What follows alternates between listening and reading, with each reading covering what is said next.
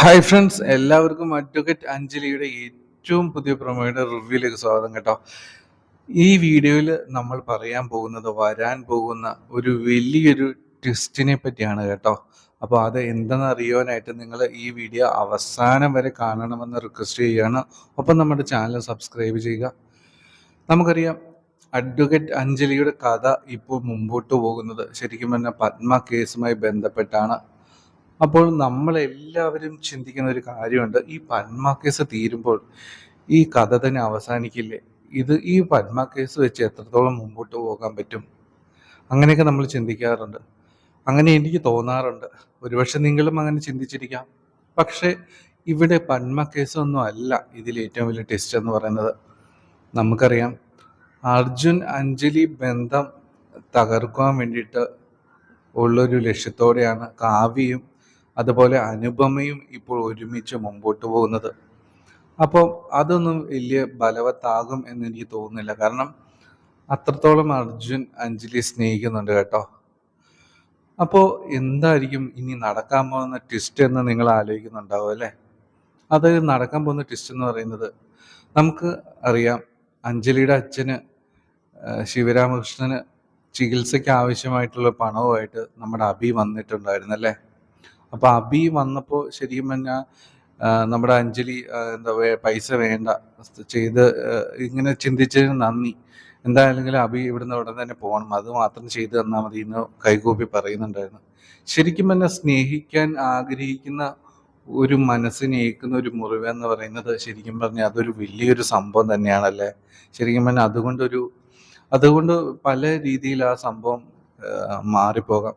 അപ്പം അതുപോലെ തന്നെയാണ് അഭിയുടെ കേസിലും കേട്ടോ ഇനി സംഭവിക്കാൻ പോകുന്നത്.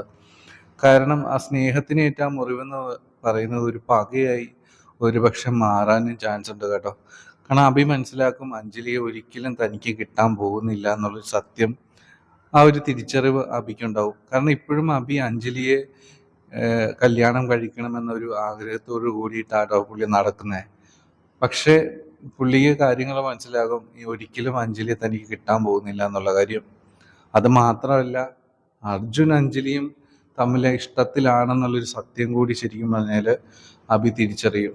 അപ്പോൾ ശരിക്കും പറഞ്ഞു കഴിഞ്ഞാൽ അനുപമയും കാവ്യൊന്നും അല്ല ശരിക്കും പറഞ്ഞു കഴിഞ്ഞാൽ നമ്മുടെ അർജുൻ അഞ്ജലി ബന്ധത്തിൽ വലിയൊരു പ്രശ്നക്കാരനായി വരാൻ പോകുന്നത് ശരിക്കും പറഞ്ഞാൽ അഭി ആയിരിക്കുമെന്നാണ് എനിക്ക് തോന്നുന്നത്.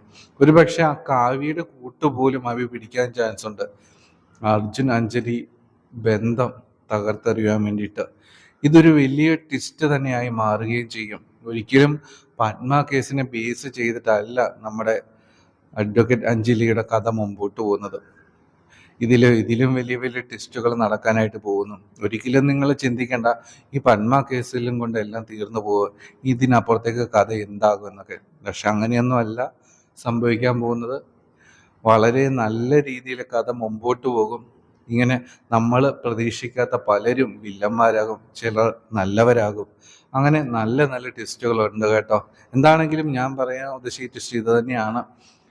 നമ്മൾ ഇത്രയും കാലം അഭിയെപ്പറ്റി ചിന്തിക്കുന്നതിനപ്പുറത്തേക്ക് അഭിയുടെ മനസ്സും പ്രകൃതവും ഒക്കെ മാറാനായിട്ട് പോവുകയാണ് കേട്ടോ. അർജുൻ അഞ്ജലി ബന്ധത്തിലെ ഏറ്റവും വലിയ വില്ലൻ ഒരിക്കലും അനുപമയോ അല്ലെങ്കിൽ കാവ്യോ ഒന്നുമല്ല, ഈ അഭിയാണ് ആകാനായിട്ട് പോകുന്നത് കേട്ടോ. എന്താണെങ്കിലും നിങ്ങൾക്കും അങ്ങനെ തോന്നിയിട്ടുണ്ടാകുമെന്നാണ് എനിക്ക് തോന്നുന്നത്. കഴിഞ്ഞ ദിവസം മുറിവേറ്റിട്ട് അഭി തിരിച്ച് നടന്നു പോയപ്പോൾ അദ്ദേഹത്തിൻ്റെ മുഖഭാവം നിങ്ങൾ ശ്രദ്ധിച്ചിട്ടുണ്ടാവും എന്ന് ഞാൻ പ്രതീക്ഷിക്കുകയാണ്. എന്താണെങ്കിലും നിങ്ങളുടെ അഭിപ്രായങ്ങൾ കമൻറ്റ് ചെയ്യണം കേട്ടോ. അപ്പോൾ നമ്മുടെ ചാനൽ സപ്പോർട്ട് ചെയ്യുക, സബ്സ്ക്രൈബ് ചെയ്യുക. കൂടുതൽ വീഡിയോസുമായിട്ട് വരാം കേട്ടോ. അപ്പോൾ ടേക്ക് കെയർ, ബൈ ബൈ.